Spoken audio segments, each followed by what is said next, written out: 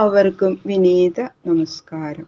ഭഗവാൻ അവതരിച്ചു എന്ന് പറഞ്ഞതിന് ശേഷം ആ ദിവ്യമംഗള വിഗ്രഹത്തെ മനോഹരമായിട്ട് വർണ്ണിക്കുന്നു. പുരുഷോത്തമൻ എന്ന ശാസ്ത്രത്തില് പ്രസിദ്ധനും ആശ്ചര്യപ്രദങ്ങളായ സർവ്വ വസ്തുക്കളെക്കാളും ആശ്ചര്യമായ സ്വരൂപത്തോടു കൂടിയും ഇരിക്കുന്ന സൗന്ദര്യോത്തരതോപി സുന്ദരതരം ത്വദ്രൂപം എന്ന് മുമ്പ് പറഞ്ഞിട്ടുണ്ടല്ലോ അല്ലെ, മേൽപ്പത്തൂര് പറഞ്ഞിട്ടില്ലേ?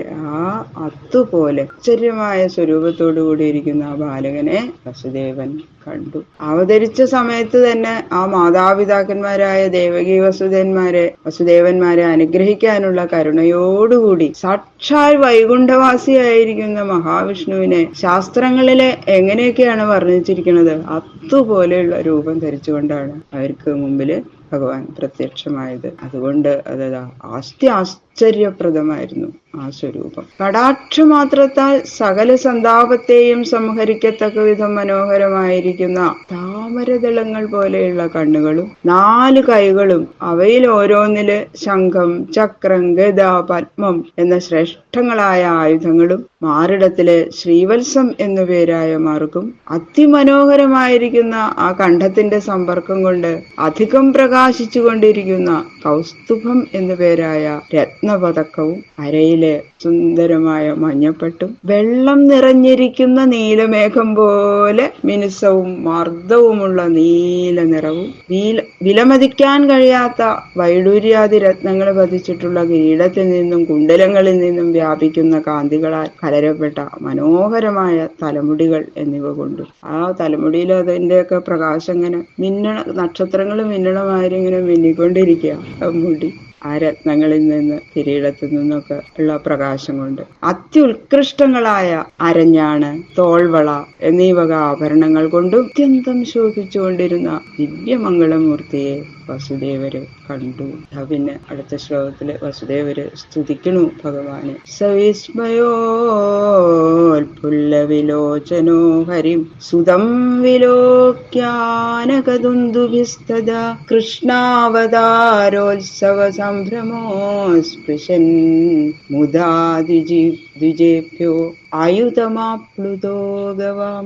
സ്മരണ മാത്രതയിൽ തന്നെ സർവസന്താപങ്ങളെയും സംഹരിക്കുന്ന ശ്രീഹരി തന്റെ പുത്രനായിട്ട് അവതരിച്ചിരിക്കണു എന്ന് കണ്ടപ്പോഴുള്ള ആശ്ചര്യം കൊണ്ട് വികസിച്ച നേത്രങ്ങളോടുകൂടിയ ആ മഹാഭാഗ്യവാനായ വസുദേവൻ ശ്രീകൃഷ്ണന്റെ അവതാരമാകുന്ന മഹോത്സവ നിമിത്തം സന്തോഷ സമുദ്രത്തിൽ അങ്ങനെ മുങ്ങിക്കുളിച്ചിട്ട് ബദ്ധപ്പാടോടുകൂടി ബ്രാഹ്മണർക്കായിക്കൊണ്ട് അനേകം പശുക്കളെ ദാനം ചെയ്തു എന്ന് മനസ്സാ സങ്കല്പിച്ചു. ജയിൽമുറിയിലാണ്, ദാനം ചെയ്യാൻ സാധിക്കില്ല അല്ലെ. അപ്പൊ മനസ്സുകൊണ്ട് സങ്കല്പിച്ചു. ആ ബന്ധനത്തിലിരിക്കുന്ന അവസരത്തില് ദാനം അസാധ്യമായതുകൊണ്ട് സങ്കല്പിച്ച് സ്നാനം ചെയ്തിട്ട് വേണം ദാനം ചെയ്യാൻ. എങ്ങനെ സ്നാനം ചെയ്തത്? സന്തോഷമാകുന്ന അമൃതത്തില് സ്നാനം ചെയ്തു എന്ന് വർണ്ണിക്കുന്നു. എന്ത് മനോഹരമായ വർണ്ണനയല്ലേ. സാക്ഷാൽ ഭഗവാനെ കണ്ട മാത്രമേ പരമോത്സവം മനസ്സിൽ ജനിച്ചതുകൊണ്ട് ബന്ധനത്തിൽ കിടക്കുന്ന തനിക്ക് സങ്കല്പിച്ച വിധം ബഹുകോക്കളെ ദാനം ചെയ്യാൻ സാധിക്കുമോ എന്നുള്ള ആലോചനയ്ക്ക് കൂടി മനസ്സ് സമ്മതിച്ചില്ല. ബദ്ധപ്പാടുണ്ടാവുമ്പോ വിചാരശക്തി നശിക്കും, സാമാന്യ ന്യായം. അപ്പൊ യോഗികൾക്ക് ധ്യാന ദൃഷ്ടി കൊണ്ടുകൂടി സാക്ഷാത്കരിക്കാൻ സാധിക്കാത്ത ആ മഹാപുരുഷനെ മാംസദൃഷ്ടി കൊണ്ട് കാണാൻ തക്ക ഭാഗ്യം ഉള്ളവനായിരുന്നു വസുദേവന്റെ ആ ജന്മസമയത്തിൽ തന്നെ ദേവന്മാർ ഇത്രയും ഭാഗ്യമുള്ള ആളാണ് വസുദേവൻ എന്ന് കാണിക്കാൻ വേണ്ടിയിട്ടാണ് ആ ജന്മസമയത്ത് തന്നെ വസുദേവര് ജനിച്ചപ്പോ പറഞ്ഞുല്ലോ ദേവന്മാര് ദുന്ദുഭി മുഴക്കി. അതുകൊണ്ടാണ് ആനക ദുന്ദുഭി എന്ന് പ്രത്യേകിച്ച് ഇവിടെ ശ്ലോകത്തില് അതെയോ സുതം വിലോക്യ ആനക ദുന്ദുഭി സ്തദാ എന്ന് പറഞ്ഞുല്ലോ. അതാണ് അത്രയും മഹാത്മ്യം ഉണ്ട് എന്നുള്ളത് ദേവന്മാർക്ക് അറിയാവുന്നതുകൊണ്ടാണ് അവര് ആ സമയത്ത് ആനക ദുന്ദുഭി പ്രയോഗിച്ചത്. ഇത്രയും ഭാഗ്യമുള്ള വസുദേവര് ഭഗവാനെ എങ്ങനെ നേരിട്ട് കണ്ട സന്തോഷത്തില് ബ്രാഹ്മണർക്കായിക്കൊണ്ട് അനേകം പശുക്കളെ മനസ്സുകൊണ്ട് ദാനം ചെയ്തു. പിന്നെ അതാ മനോഹരമായ സ്തുതിയാണ് വസുദേവന്റെ. അഥേനമസ്തൗദവധാര്യ പൂരുഷം പരം നദാംഗകൃതധീകൃതാഞ്ജലി സ്വരോജിഷാ ഭാരത സൂതികാഗൃഹം വിരോചയന്തം ഗദഭീ പ്രഭാവവിൽ. ബ്രാഹ്മണർക്ക് ഗോക്കളെ സങ്കല്പരൂപേണ ദാനം ചെയ്തതിനു ശേഷം അവതരിച്ചിരിക്കുന്ന ഈ ഭഗവാൻ പ്രകൃതിയിൽ നിന്നും വേറിട്ടിരിക്കുന്ന പരമപുരുഷനാകുന്നു എന്ന് വാസുദേവര് മനസ്സിലാക്കി. ആ സ്വരൂപത്തെ കണ്ടു. ആ ബാലകന്റെ ദേഹത്തിൽ നിന്ന് 4 ഭാഗത്തേക്കും വ്യാപിക്കുന്ന ആ ദിവ്യ ശോഭ കൊണ്ട് ആ ജയിൽ മുറി ഉണ്ടല്ലോ മുഴുവനും ഇങ്ങനെ പ്രകാശിക്കുകയാണ്. യസ്യ ഭാസാ സർവമിതം വിഭാതി.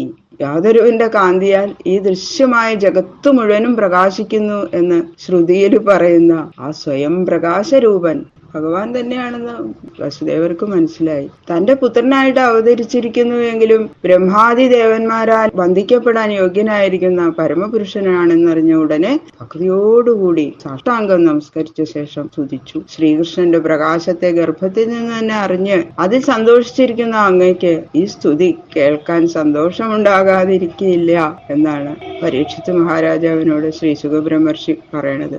വസുദേവ ഉവാച വിദിതോസി ഭവാൻ സാക്ഷാൽ പുരുഷ പ്രകൃതേ പര കേവലാനുഭവാനന്ദ സ്വരൂപ സർവബുദ്ധിദൃക്. വസുദേവര് പറയണു, ഹേ ഭഗവൻ, അങ്ങയെ ഞാൻ പ്രകൃതിയിൽ നിന്നും ദൂരെയിരിക്കുന്ന പരമപുരുഷനായിട്ടും സർവപ്രാണികളുടെയും ബുദ്ധിവൃത്തികൾക്ക് സാക്ഷിയായിട്ടും കേവലമായ അനുഭവവും ആനന്ദവും മാത്രമാകുന്ന സ്വരൂപത്തോടു കൂടിയവനായിട്ടും സാക്ഷാത്കരിക്കണം. യോഗികൾ കൂടി വാക്യാർത്ഥജ്ഞാനത്താൽ അറിയുന്നതല്ലാതെ സാക്ഷാത്തായിട്ട് അവിടുത്തെ അറിയുന്നില്ല.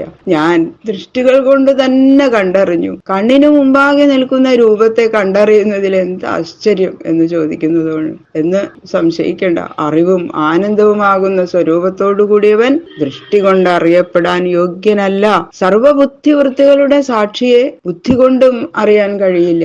ഇങ്ങനെ സർവഥാ അറിയപ്പെടാൻ കഴിയാത്ത നെന്തിരുവടി എന്റെ നേത്രഗോചരനായി വന്നതിനാൽ ഞാൻ മഹായോഗികളെക്കാൾ ഭാഗ്യവാനായി ഭവിച്ചിരിക്കുന്നു. അദൃശ്യമായിരിക്കുന്ന ചിദാനന്ദ സ്വരൂപത്തെ ഈ വിധം കാട്ടിത്തന്നതുകൊണ്ട് ഭഗവാനെ അവിടുത്തെ കാരുണ്യാതിശയം എങ്ങനെ വർണ്ണിക്കുകയാണ്. എങ്ങനെയാ വർണ്ണിക്കേണ്ടതെന്ന് എനിക്ക് അറിയണില്ല. പറയണ വസുദേവര് തയേവ സ്വപ്രകൃത്യേദം സൃഷ്ട്വാഗ്രേ ത്രിഗുണാത്മകം തദനുത്വം ഹ്യപ്രവിഷ്ടൈവ ഭാവ്യസേ.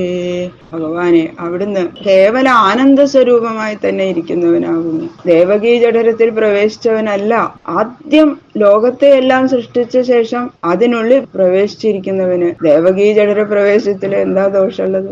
അങ്ങയുടെ മായാശക്തിയാൽ അങ്ങ് ത്രിഗുണാത്മകമായിരിക്കുന്ന ഈ ലോകത്തിന്റെ സൃഷ്ടിയാദി വ്യാപാരങ്ങൾ നടത്തുന്നതല്ലാതെ ലോകത്തിൽ പ്രവേശിച്ചവനല്ല. സർവത്ര വ്യാപരിച്ചിരിക്കുന്ന പരമാർത്ഥ സ്വരൂപത്തെ ഭക്തന്മാരിലുള്ള പ്രേമാതിശയം ഹേതുവാൽ സ്വൽപ്പപ്രദേശത്തിൽ വ്യാപിച്ചിരിക്കുന്നതായ ആ പരിച്ഛിന്ന മൂർത്തി എന്ന പോലെ കാട്ടുന്നു. നിരാകാരമായ ബ്രഹ്മാനന്ദത്തെ അനുഭവിച്ചിരിക്കുന്ന യോഗീശ്വരന്മാരെയും ഈ പരിച്ഛിന്ന സ്വരൂപത്താൽ ആനന്ദിപ്പിക്കുകയും ചെയ്യുന്നു. അതുകൊണ്ട് അങ്ങയുടെ പാദപത്മഭക്തന്മാരായ ഞങ്ങളിലുള്ള പ്രേമാവേശ നിമിത്തം പുത്രനെ പോലെ അങ്ങ് ഭാവിക്കുന്നു എന്ന് മാത്രം. അതുകൊണ്ട് പുത്രനായി ഭവിക്കണമെന്ന് ആഗ്രഹിച്ച് ജന്മാന്തരത്തിൽ വ്രതം ആചരിച്ചതും ഭഗവാൻ വരം നൽകിയതും സഫലമായി. വസുദേവരുടെ ഈ സ്തുതിയുടെ അർത്ഥം ബാക്കിയുള്ള ശ്ലോകങ്ങള് നാളെ നോക്കാം. സർവത്ര ഗോവിന്ദ നാമ സങ്കീർത്തനം ഗോവിന്ദ ഗോവിന്ദ ഗോവിന്ദ.